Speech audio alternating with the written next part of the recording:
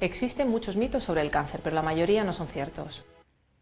El cáncer ha generado mucho miedo y esto ha producido una estigmatización de la enfermedad. Todo ello ha conllevado a la generación de muchos mitos y algunos de ellos vamos a intentarlos desmontar. Hola, soy Guillermo de Velasco, soy oncólogo médico del Hospital 12 de Octubre y secretario científico de la Sociedad Española de Oncología Médica.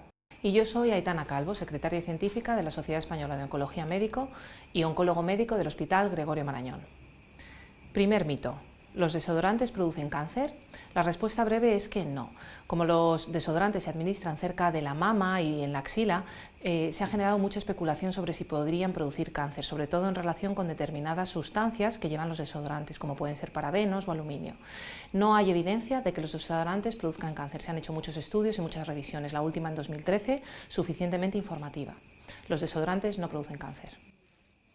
Segundo mito. ¿Es el cáncer contagioso? No. Los cánceres no se contagian de unas personas a las otras. Si alguien a su alrededor tiene un cáncer, esa persona no le va a contagiar el cáncer. Sí que es cierto que algunos tumores específicos pueden desarrollarse por determinados virus o bacterias. Ese sería el único caso concreto que podría producir la transmisión que potencialmente tendría la posibilidad de generar un cáncer. Pero de forma global, recordad, los tumores no se contagian. Tercer mito, ¿la actitud positiva o negativa frente a la enfermedad determina las posibilidades de éxito? La respuesta es que no, el enfermo no es responsable de su enfermedad.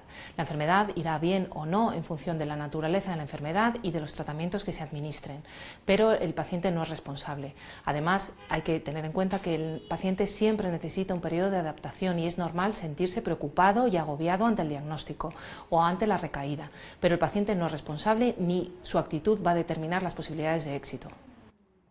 Cuarto mito, ¿hay plantas que curan el cáncer? Los oncólogos médicos utilizamos algunos agentes quimioterápicos que extraemos de las plantas, como es el caso de los taxoles, del Taxus brevifolio, que es la hoja del tejo. Es una quimioterapia que vamos a utilizar y que se extrae de la planta y de la cual hay mucha evidencia para utilizar para tratar muchos tipos de cánceres. Cualquier otro tipo de planta que surja y que pueda tener un potencial beneficioso hay que consultarlo con el oncólogo médico para que responda las preguntas sobre la evidencia que tiene esa planta. Quinto mito, ¿hay algún alimento que cure el cáncer? Por sí solo no hay ningún alimento que cure el cáncer. Los tratamientos que nosotros administramos son tratamientos tóxicos con efectos secundarios y son muy caros. Ojalá hubiera un alimento que curara el cáncer. Una cuestión distinta es que es muy importante llevar un estilo de vida saludable, que incluye una dieta saludable basada en proteínas, en verduras, en legumbres, etc. Pero eso no va a curar el cáncer. ¿Produce el consumo de azúcar cáncer? Este es el sexto mito que vamos a intentar desmontar.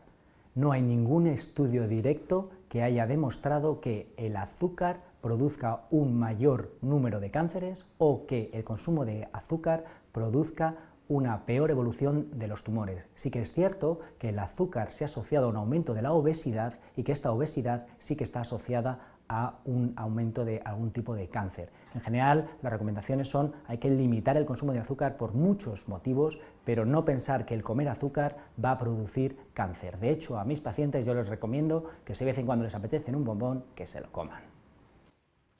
Séptimo mito. ¿El cáncer es hereditario? En algunas ocasiones sí, hay determinadas familias en las que existen mutaciones que se transmiten a su descendencia y en estos casos el cáncer sí es hereditario. Normalmente en estas familias suele haber mucha agregación familiar, muchos casos de tumores, no siempre es el mismo tipo de tumor y generalmente se produce a edades muy precoces. En estos casos es fundamental que consulten con las unidades de cáncer heredado familiar. Sin embargo, en la mayoría de los casos el cáncer no es hereditario y se produce por mutaciones esporádicas que se producen en el propio individuo y en estos casos no se heredará. Octavo mito. El estrés produce cáncer. Esto no se ha demostrado en ningún estudio. No hay ninguna asociación directa entre que el aumento de estrés vaya a producir cáncer. Sí que es cierto que el estrés es una condición negativa para todas las personas, pero recuerdo, no hay asociación directa entre estrés y cáncer. Sí que es cierto que si se pregunta a los pacientes que han desarrollado un cáncer, los niveles de estrés son altos, pero esto es muy probable que pase de manera global en la sociedad actualmente. Noveno mito, el móvil produce cáncer. El móvil es un aparato que cada vez usamos más y además a edades más precoces, incluso los niños los utilizan.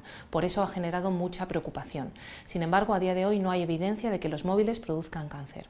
Los móviles emiten radiación no ionizante y esa radiación no está claro que produzca cáncer. Sin embargo, hay otro tipo de radiaciones, como la radiación ionizante que producen los rayos X, determinadas sustancias, el sol, etc. Y estas radiaciones sí se asocian a cáncer. Sin embargo, la radiación no ionizante de los teléfonos móviles no hay evidencia de que produzca cáncer. Y décimo mito, el cáncer es siempre mortal. Esto es rotundamente falso. De hecho, la gran mayoría de los tumores localizados son tumores que se pueden curar e incluso cada vez somos capaces de curar más tumores en enfermedad metastásica avanzada, es decir, que incluso aquellos pacientes en los cuales el tumor se ha extendido puede llegar a ser curado. Por tanto, lo que nos gustaría recordar es que hay muchos mitos, muchas preguntas y lo más importante es preguntar a fuentes fiables, generalmente a vuestro médico o al oncólogo médico que tengáis a vuestro alcance. O también dirigiros a las sociedades científicas, como la Sociedad Española de Oncología Médica. Nos vemos en el próximo informativo de SEOM.